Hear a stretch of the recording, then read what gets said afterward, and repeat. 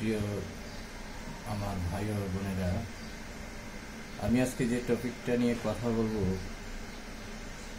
সেটা হচ্ছে এবার ঈদে আপনারা জানেন কি না, এবার ঈদে যে কতগুলো ছবি মুক্তি পাচ্ছে, এই মুভিগুলোর আপনার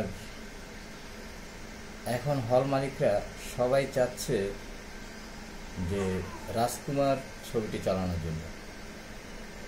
এখন সবাই যদি রাজকুমার সিনেমাটি নিয়ে টানাটানি করে, তাহলে অন্য মুভিগুলোর কি অবস্থা হবে?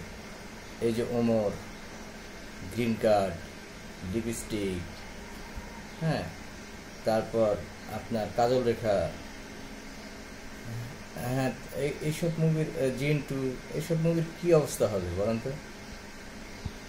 তারা কি করবে? কারণ সবাই চাচ্ছে শাকিব খানের রাজকুমার চালাতে। কেউ কোনো হল পেয়েছে, কোনো হল পায়নি। এখন এটা নিয়ে তাদের ভিতরে একটা মনোমালিন্য চলতেছে, যে কোনো হল মালিকরা বলতেছে যে আমরা সিনেমা হলই ভেঙে ফেলব, সিনেমা হল আমাদের দরকার নেই। সারা বছর পর একটা ঈদ আসে, আর এই ঈদেই যদি শাকিব খানের মুভি না চালাতে পারে, তাহলে কি হবে বলেন তো? এখন সবাই শাকিব খানের মুভি চাচ্ছে।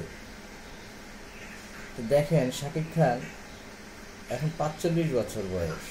এই বয়সে এসেও দারুণ সুপার ডুপার হিট মুভিগুলো দিচ্ছে, কিন্তু আর 5 থেকে 10টা বছর পর কি অবস্থাটা হবে একবার ভেবে দেখেছেন? যখন শাকিব খানের বয়স 10 বছর পরে 55 বছর হবে, কি হবে? যাই হোক, এখন চলচ্চিত্রের অবস্থা যে পরিস্থিতিতে নেমেছে, শুধু আপনার ঈদ ছাড়া বাংলাদেশের মুভিগুলো কিন্তু চলতেছে না।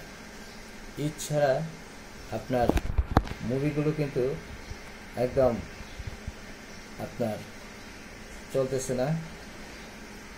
তাহলে কি হবে অবস্থাটা একবার ভেবে দেখেছেন?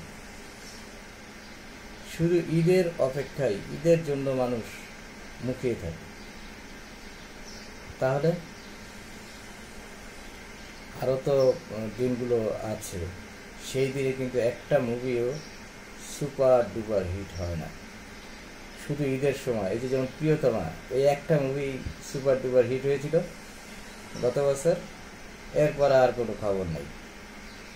আবার এই বছর হয়তো রাজকুমার, এই শাকিব খানের মুভি ঘুরে ফিরে সুপার ডুপার হিট হতে পারে, তারপর আর কোনো খবর থাকবে না।